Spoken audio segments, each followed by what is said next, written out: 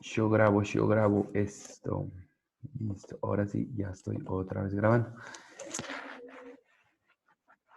Listo, bueno, entonces continuamos. ¿Dónde estaba yo? Ah, pues este tema de que la gente llama gente, ¿no? Esto digamos que es, no solamente es comercial, sino que funciona con el morbo de la sociedad. Uno normalmente donde ve grupo de es un grupo, una aglomeración de personas, eso llama muchísimo la atención. Entonces, digamos que si tienen un local donde hay una gran afluencia de gente, por ejemplo, un restaurante, pues no vale la pena hacer una vitrina cerrada, ¿no?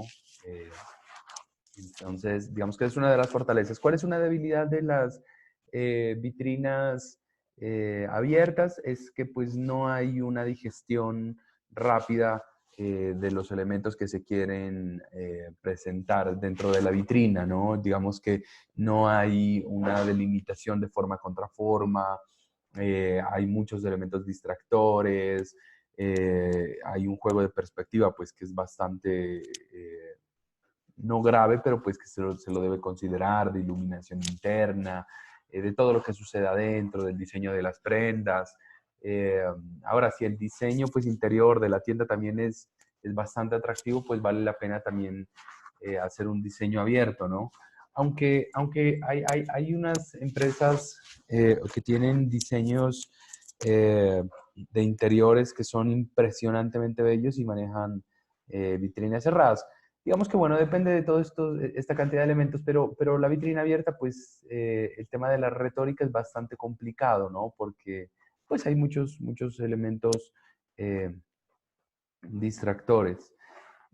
Ahora sí, los semiabiertos o semicerrados, pues son vitrinas que son abiertas, que tienen una serie de paneles que cierran el espacio visual para generar algún tipo de contraste, ¿no? Esta también es una muy buena opción. Digamos que pues, las fortalezas es que te permiten generar una delimitación de formas, ¿no? Forma contra forma, pero también te permite unos ángulos de visión del interior de las tiendas. Este también es bastante usado. Yo no sé si de verdad porque reconocen su potencialidad eh, o porque simplemente lo han mirado así. Este es otro ejemplo de vitrina semiabierta o semicerrada. Entonces tiene ángulos de visión al interior, pero generan una serie de paneles que, eh, digamos, estimulan mejor la visión y el consumo de lo que sucede en la vitrina, toda vez que sí hay un juego de forma contra forma, ¿no? Pues ustedes ya habrán ido observando lo que, digamos que los elementos que se deben tener en cuenta, que son todos los elementos que nosotros vamos a tocar de manera teórica en el diseño de vitrinas, que es, miren, hagan de cuenta que diseñar una vitrina es como diseñar o como diagramar la portada o diagramar un artículo, diagramar un libro, diagramar una revista, mejor diagramar una revista, ¿no? Donde hay elementos tipográficos, hay elementos visuales, solamente que estos elementos visuales pues ya no son fotografías, o también pueden ser fotografías, pero ya no solamente son fotografías, sino que son elementos tridimensionales. Pero también hay un tema tipográfico, hay un tema de colores, muy similar a lo que sucede en la diagramación de una revista, de un libro, de este tipo de elementos editoriales. Pero también incide en otros aspectos como la ergonomía visual, ¿no?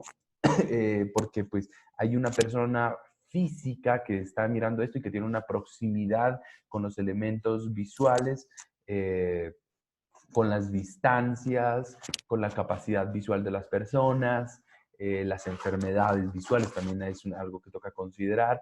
Hay otros elementos como la iluminación, ¿no? El tipo de iluminación natural, el tipo de iluminación artificial, la disposición de los elementos, etcétera. Entonces, a iluminación, pues también le dedicaremos una clasecita porque este tema de iluminación es súper chévere. Hay otros que estos son, se llaman escaparates. Bueno, acá no, a ver, acá en Pasto, la verdad. Aló. Aló, profe. También, digamos, bueno, la iluminación también depende también el color, o sea, el color Claro, de lo que se va a mostrar, porque claro. pues, por ejemplo, hay mucho, o sea, yo he visto, sí, por ejemplo, en Cali uno mira muchas cosas, sí, pero a veces el color es el que hace llamar la atención para que uno fije esa mirada en esa vitrina, ¿no? Por supuesto, sí, se me pasaba eso, ¿no? La tipografía, la forma, la diagramación, la iluminación, pero por supuesto el color, o sea, digamos que el color pues siempre es uno de los determinantes en en cualquier proyecto de diseño, ¿no? Eh, en Cali, ahorita que lo citas, en Cali hay este tipo de escaparate que les quiero mostrar. Acá en Pasto, la verdad es que no hay mucho de este, pues a ver, yo no, pues no logro encontrar algún referente aquí en Pasto de escaparate de pasillo.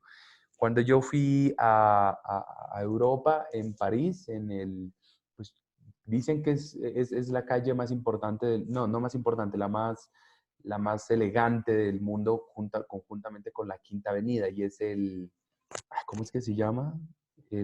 Los Campos Elíseos. Los Campos Elíseos es una avenida súper ancha, muchachos, y súper larga, que empieza en un bosque con una fuente y termina en el Arco del Triunfo. Entonces, yo la Quinta Avenida no conozco, pues porque no conozco Nueva York, pero dicen que la Quinta Avenida de Nueva York y esta avenida en París, ¿cómo les dije? Paseo Versalles, no, los Campos Elíseos.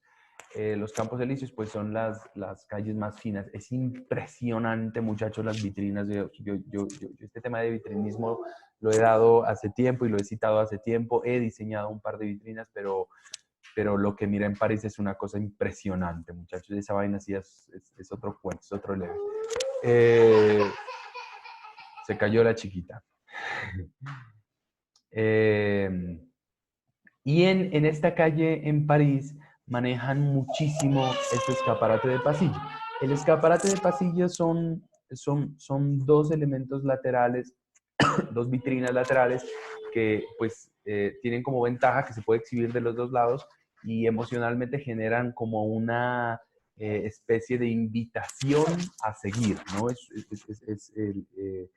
Digamos que como elemento de marketing es súper poderoso porque lo que te hace es, y cuando vos vas caminando, es una invitación a que vos sigas en Argentina, pues cuando yo estuve viviendo en Argentina también utilizan mucho este tipo de escaparate.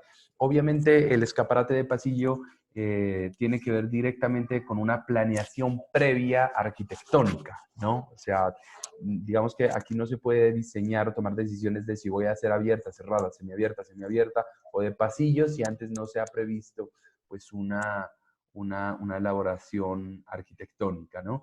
Yo no sé, ayúdenme ustedes si aquí en Pasto hay algún tipo de, de escaparate de pasillo. Yo no, a ver, en el Galerías, en el En Sebastián. Unicentro no se ha visto. Yo, o sea, parece que sí he visto en Unicentro. La de los hippies. ¿Dónde en Unicentro? ¿En qué parte en Unicentro?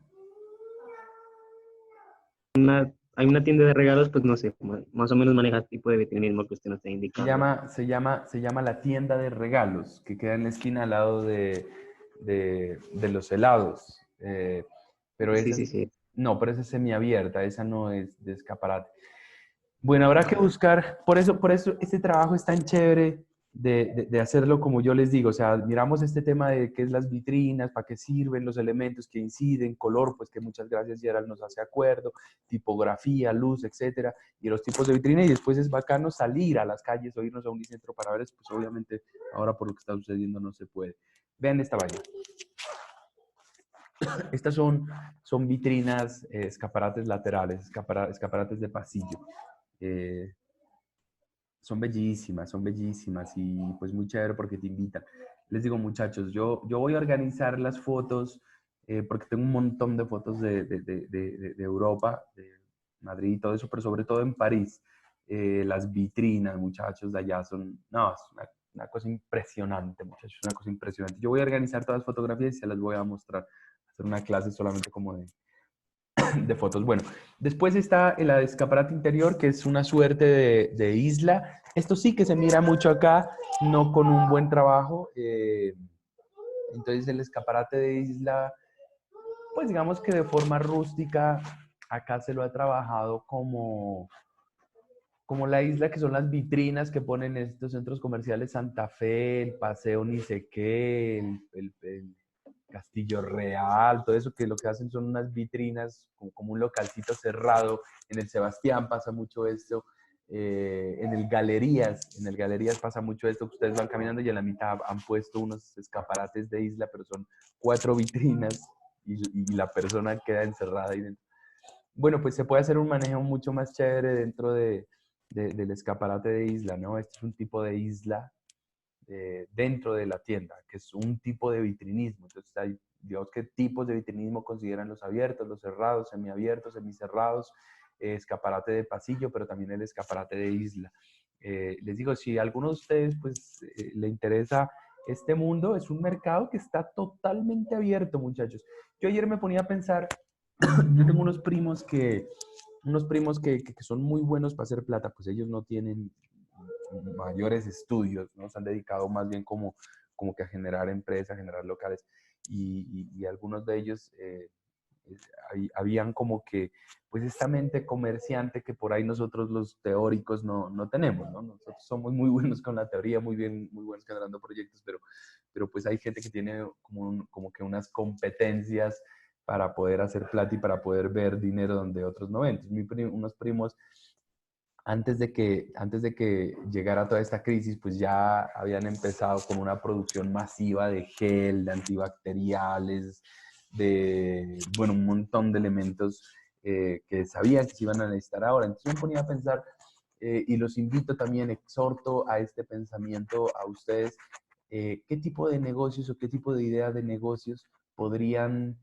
ser útiles cuando esto pase, ¿no? Porque cuando esto pase, digamos, el país va a entrar en una escalada y en una preocupación constante por reactivar el mercado y reactivar los mercados, reactivar el comercio. Entonces, seguramente si uno ofrece algún tipo de servicio, ¿no? A las empresas, de decirle, mire, yo le ofrezco este paquete de servicios para que usted pueda reactivar su comercio después de esta crisis que estamos viviendo, pues sería bastante interesante, ¿no?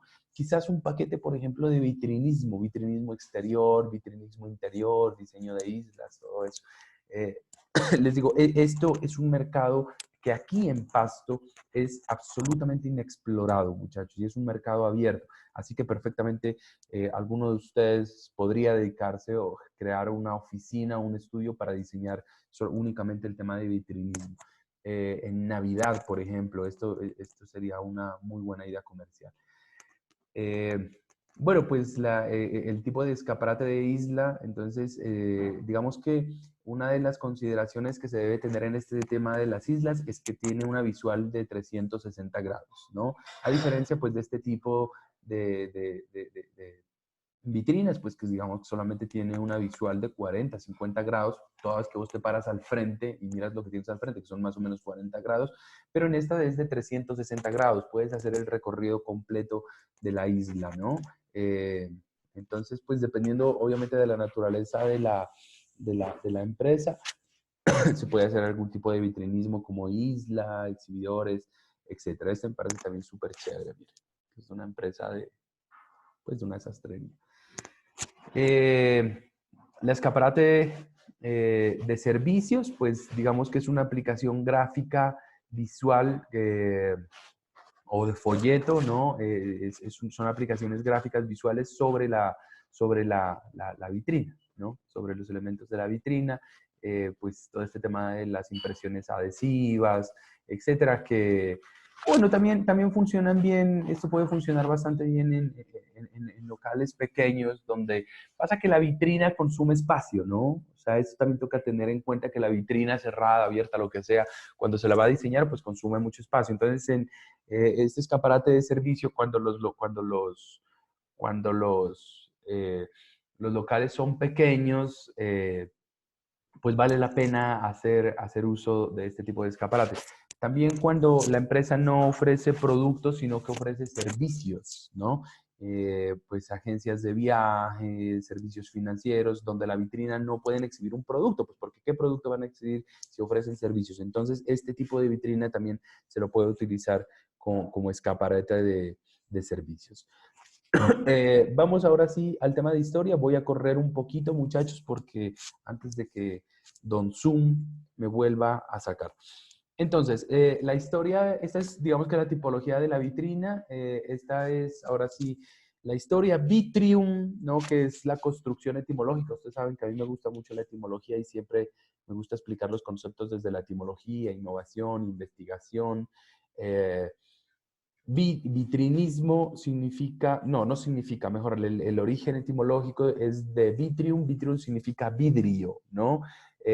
Digamos que es la evolución de este tipo de vitrinas comerciales en madera, donde el vidrio siempre ha estado muy presente, ¿no? El vidrio siempre ha estado muy presente como elemento de protección, como elemento de visualización, como elemento, como una barrera también de seguridad. Si quieren, lo pueden entender ustedes esto como los empaques. Yo por eso les decía a ustedes que dentro del visual merchandising, pues conjugan todos estos elementos, ¿no? El vitrinismo, el packaging, que el packaging pues es bacanísimo también, todo el tema de señalética de interiores, etc. Y de alguna forma el tema del vitrinismo funciona pues como los empaques, porque acuérdense que el propósito de los empaques es proteger, exhibir y transportar. Bueno, en el tema del vitrinismo pues no transportamos, pero sí exhibimos y protegemos. Entonces, en este tema de exhibición y de protección, pues el vidrio es protagonista. ¿Listo? Eh, ¿Cuál es la historia del vitrinismo? Se las voy a contar muy rápidamente. Digamos que es muy cercana al tema de la señalética, ¿no? Si les dieron a ustedes señalética y les contaron bien la historia de la señalética, pues podremos encontrar aquí una perspectiva histórica también del vitrinismo.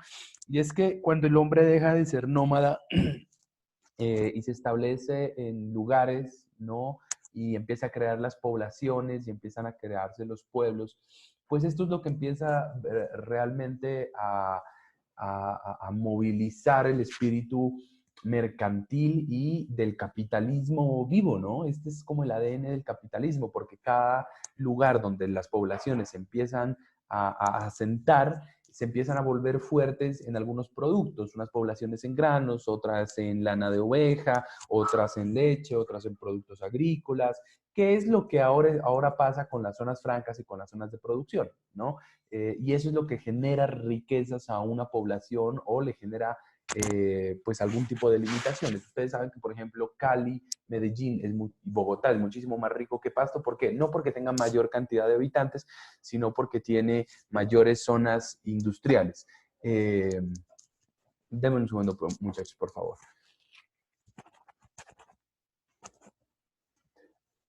Ya. Sino porque tienen mayores zonas comerciales. Por ejemplo, Medellín tiene toda la parte comercial de Envigado, de Ituango, Cali, pues que seguramente ustedes lo conocen, tiene toda la parte de comercio, no comercial, sino de producción industrial de Jumbo, ¿no? Donde están las grandes productoras. Y Pasto no tiene industria, ¿no? Pasto no tiene industria, Pasto tiene MIPIMES.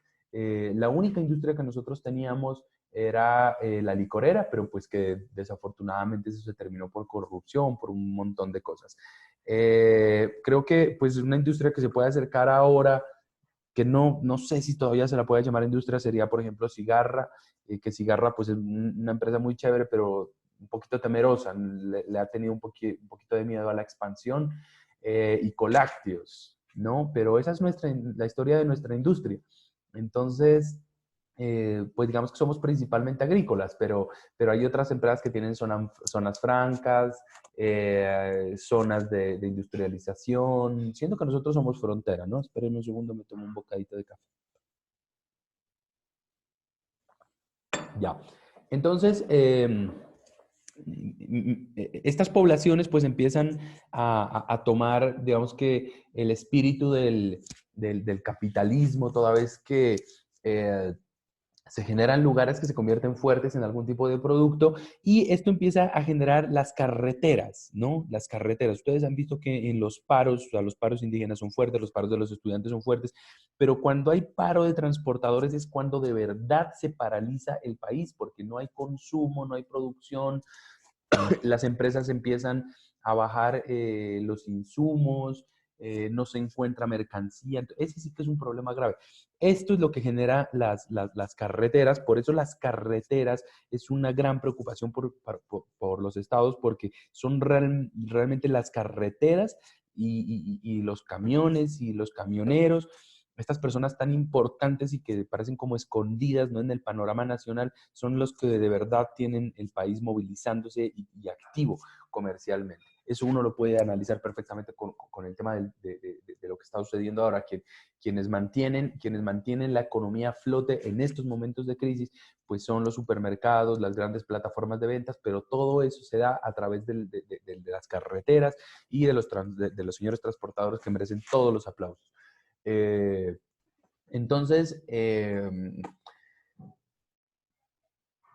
bueno, con esto empieza el tema de la señalización, la señalética, y esto da vida a los mercados, ¿no? Todo esto empieza con los mercados. Entonces, digamos que las gobernaciones y las alcaldías de los pueblos empiezan un ejercicio de organización territorial, eso se llama el POT, ¿no?, el Plan de Ordenamiento Territorial, donde dicen, miren, este lugar va a ser lugar de residencias, este lugar va a ser pues la zona rosa, este lugar va a ser un lugar comercial, etc.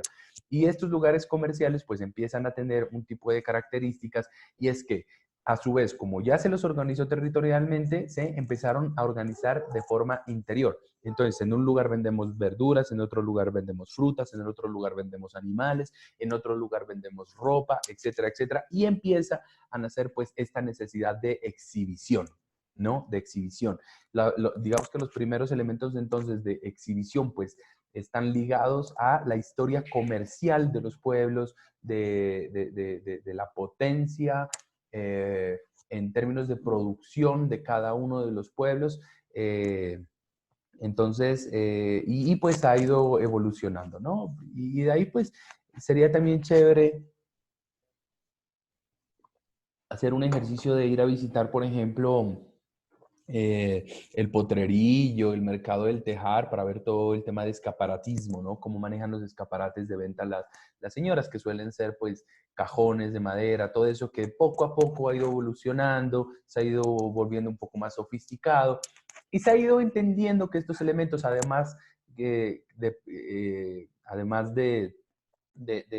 ser contenedores de elementos y soportar los elementos o los productos de las empresas, también son un elemento bastante poderoso de exhibición, y digamos que es bastante económico, ¿no? Considerando que la inversión que se hace en vitrinismo pues es sustancialmente más baja que hacer promoción, por ejemplo, por televisión o por radio, y es algo que va a permanecer ahí. O sea, ustedes saben que en radio se puede hacer una pauta con 3 impactos diarios y eso costará como 600.000 pesos, ¿no? Pasa lo mismo en internet. Si ustedes quieren pagar publicidad, Facebook cobra y ya no está cobrando tan barato.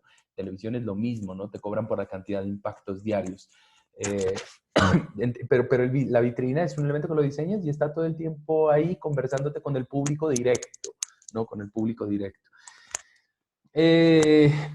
Para poder entender este tema del impacto comercial, pues hay que entender que tenemos que meternos dentro de lo que es la psicología del consumidor, ¿no? De los grupos primarios, de los grupos secundarios y los grupos terciarios de la psicología del consumidor. Esto pues ya es un tercer tema. Digamos que el primer tema es qué es el vitrinismo y los tipos de vitrinismo, las tipologías de vitrinismo. El segundo tema es un poco un recorrido rápido sobre la historia, y el tercero es el tema de psicología del consumidor. Sobre esto, pues muchachos, voy a pasar muy rápido y les voy a pasar un libro sobre psicología del consumidor. Ahorita mismo se los paso. Hay mucha bibliografía sobre psicología del consumidor. Esto ustedes seguramente lo miraron durante mucho tiempo en su carrera y lo deben manejar bastante bien. Yo tengo un libro que es muy chévere sobre psicología del consumidor, pero para millennials, enfocado al público, no para millennials, no para ustedes que son millennials, sino un libro que habla de psicología del consumidor enfocado en el público millennials, ¿no? Que es un público pues bastante fuerte. En realidad yo también entro dentro de los millennials, porque el público millennial, que es un público que consume muchísimo, porque está ligado a redes sociales, a televisión, a la moda, todo eso, viene desde el 82, ¿no? Normalmente se le dice, se malentiende esto, se le dice millennials a los niños rata, pero no. Millennials es la generación que empieza más o menos empieza desde el 82. Los grupos primarios desde la psicología del consumidor, que digamos que la psicología del consumidor estudia todos estos elementos que inciden en la persona a la hora de tomar decisiones comerciales o de compra de producto. Los grupos que inciden en estas decisiones de compra del consumidor se los puede dividir en tres, ¿no? Los primarios, secundarios y terciarios. Los primarios es su grupo social inmediato, entonces es la familia, ¿no? Es la familia donde está el papá, la mamá, los primos cercanos, los hijos, etcétera. Y dentro de este grupo primario, pues también entran amigos que son extremadamente cercanos, ¿no? Ellos son, digamos que los grupos que tienen la mayor influencia en las personas. A ver, ahorita les explico los terciarios para poderles poner un ejemplo claro. Los grupos secundarios son los grupos sociales, entonces sus compañeros de la universidad, en el caso de ustedes, sus profesores, mis compañeros de trabajo, en el caso mío, amigos de, qué sé yo, del fútbol, amigos de, en mi caso, por ejemplo, amigos de los carros. Me estoy quedando otra vez sin tiempo, y pues, pucha, ya me Zoom, ¿qué horas son, hola? Nos hemos alargado mucho, ¿no? Bueno, 10 minuticos. Y los grupos terciarios son ya, digamos que, referentes que no son cercanos a la persona, pero que generan algún tipo de acercamiento emocional. Por ejemplo, los influencers, deportistas, personajes de televisión, etcétera. ¿Listo? Pero entonces uno diría, pero, pucha, ¿no será que los terciarios tienen mayor influencia que los primarios? Puede ser que sí, puede ser que no, dependiendo del tipo de producto. Porque, por ejemplo, si ustedes miran este tipo de productos que tiene un mercado gigante, que es el del aseo, ¿no? Productos del aseo, productos del hogar, por ejemplo, pañitos húmedos, productos familia, todo eso, ellos jamás han apelado al grupo terciario, por ejemplo, influencers para vender sus productos. Ellos siempre apelan a hacer comerciales de televisión enfatizando en el tema familia, hijos, papá, ¿no?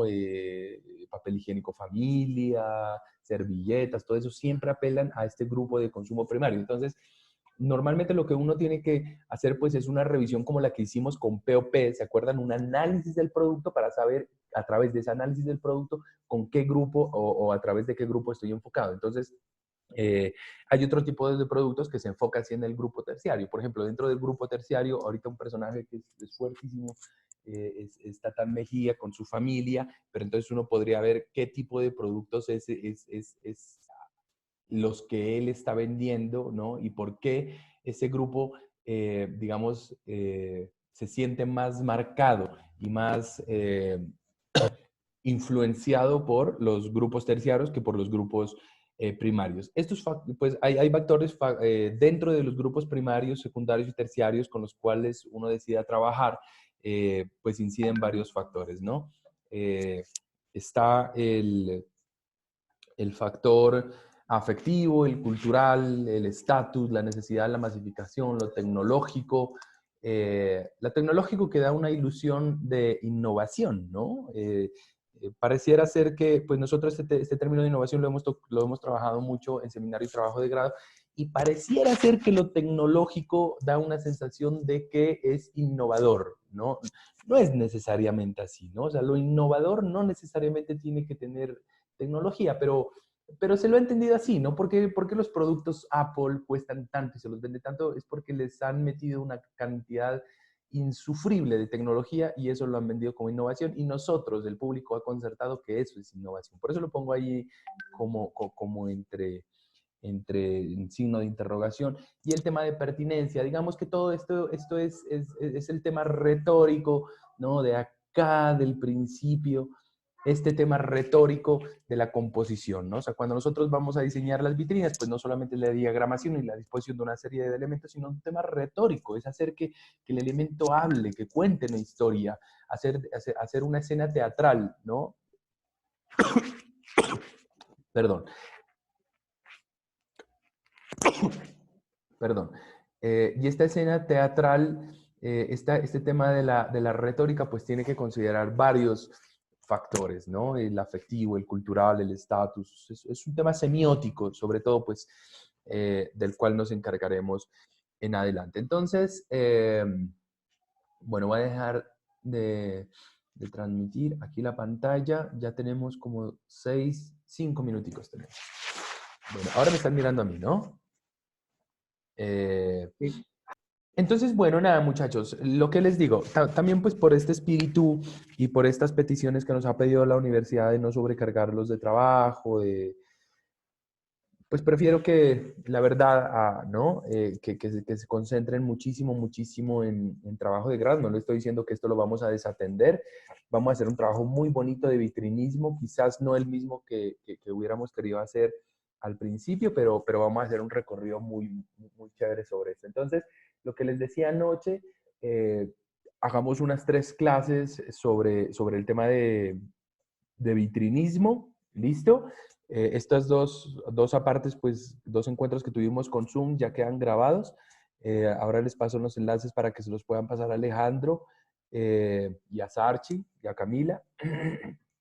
Y, y bueno, nada, hoy tocamos el tema de vitrinismo, tipologías de vitrinismo, historia de vitrinismo y de forma muy, muy superficial el tema de psicología del consumidor que quiero que reforcemos con la lectura que les voy a enviar. Entonces, la única tarea que les voy a dejar de esta asignatura de vitrinismo para en 8 días es que por favor se lean ese artículo sobre semiótica, sobre psicología del consumidor, enfocado y enfatizado directamente al público millennial. ¿Listo? En 8 días nos encontramos y vamos a mirar ya visual merchandising de entrada.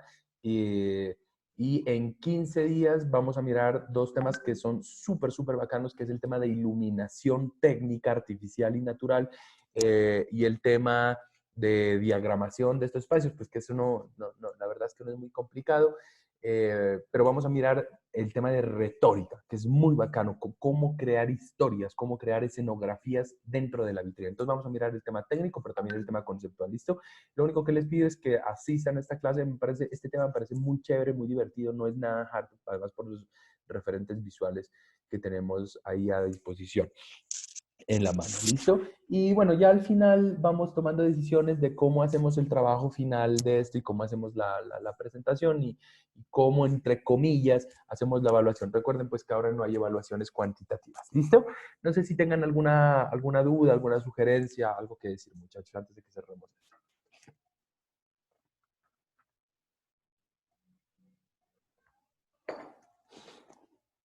No. No, profe. Bueno, muchachos. Entonces, espérenme.